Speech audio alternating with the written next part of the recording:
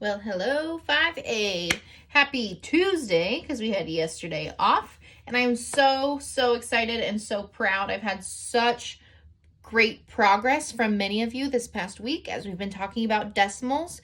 But I did want to do one last review video before we moved on next week for our next lesson. So, a couple of things we're going to talk about in today's lesson.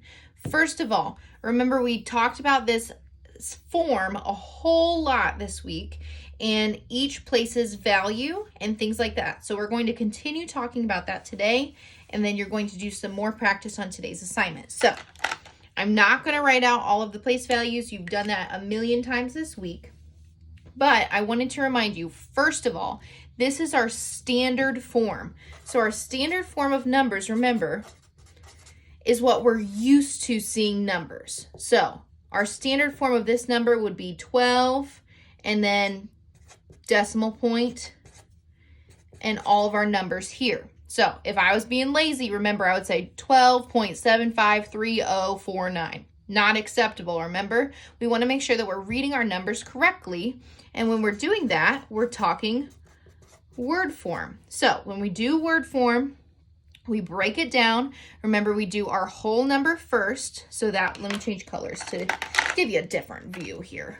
So 12, and remember that decimal point tells me to write and then we have to find that special extra comma somewhere. And I had a couple friends adding the comma in when they were practicing writing the standard form. Remember, we only add the comma in when we're trying to figure out this word form and how we're going to read it. You don't actually write the comma in when you're doing your standard form. That's just a special trick that we came up with when we're trying to figure out our word form. So we have 12 and if I were just looking at this part of my number, I would actually put the comma between the 3 and the 0. So that's where I'm going to put the word thousand, and I'm going to put the comma in my word form. So 753,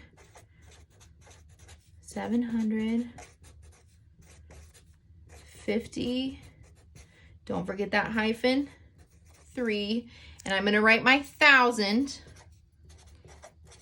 and put my comma because that's where it would have gone if we were just talking about that number. And then I'm just looking at 49. I don't have to say anything about that 0 because if we were just reading 753,049, we wouldn't say anything about the 0 then. So we're not going to say anything about him now. So 753,040 hyphen 9. And then I need to figure out what my decimal label is going to be. So I can't just write this. I need to put millionths at the end. My 9, my last number in my decimal, landed in my millionths spot. So that's what I need to put as this decimal label at the end. I had a lot of friends forgetting that step, and that's super important, guys. We can't forget that because that's what tells people, hey, we're talking about decimals, don't forget. All right, and our last form is expanded form. So on expanded form, we're going to break down each place value and make sure, I really want you guys to practice saying their values as you go. I'm trying to find a color here.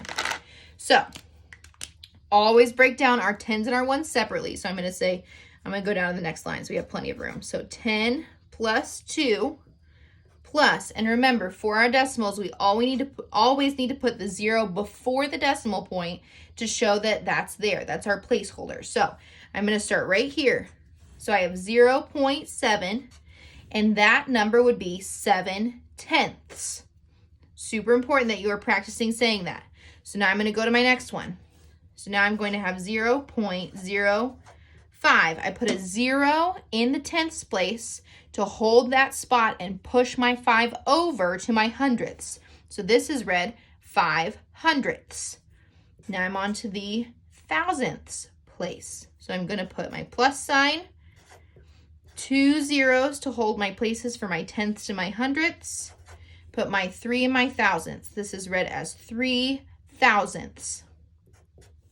I don't need to write this 0 in at all. I'm not going to put 0.0000. No, that wastes space, wastes time. We don't need it there. So we're actually just going to skip over him and go to our next one. So I have my 0 point, and I would put 1, 2, 3, 4 zeros to put my 4 in his right spot for my 100 thousandths. So this would be read as 400 thousandths plus, last but not least, I have my 9 millionths.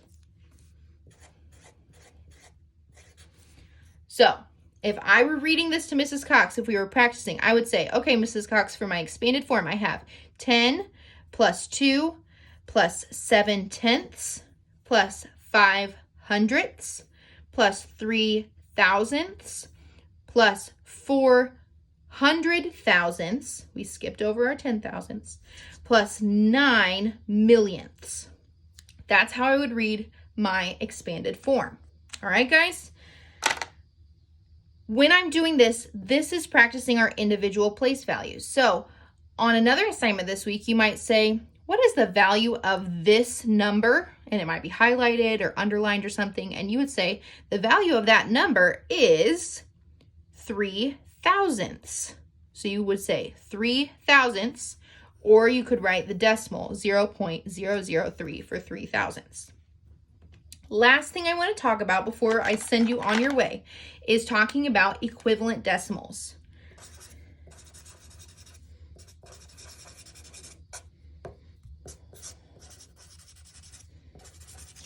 Oops, it was almost perfect. So for equivalent decimals, friends, remember the only thing you can change are the extra zeros at the end. So if I have the number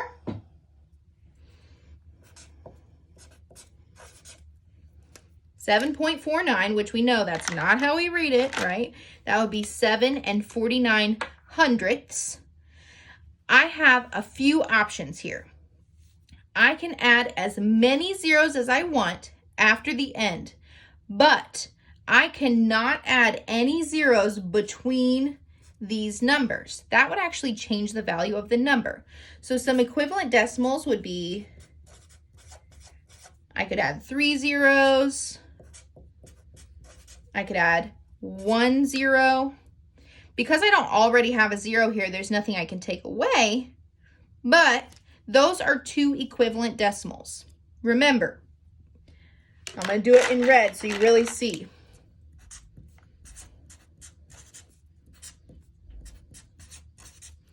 These are not equivalent. If you can see, my 4 and my 9 are not in the same places here as they are over here. Same thing here. My 9 is not right next to my 4. So these two numbers are different numbers. We can't do that. Absolutely not. Those are not equivalent. The only places you can add or take away zeros is if they're at the end with nothing else after them. Okay? So in today's assignment, you're going to practice all of these things. You're going to have a standard form.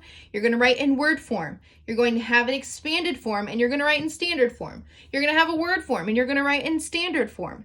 Then you're going to practice some more equivalent decimals on today's assignment. As usual, guys, if you have any questions at all, you know how to reach me. Phone, text, email, any of those things if you have any questions at all. If not, I will see you in your one small group this week. Don't forget, you only get to see me one time. Or you can always log on for office hours. If not, I'll see you in your one-on-one group and we can talk then. Bye, friends.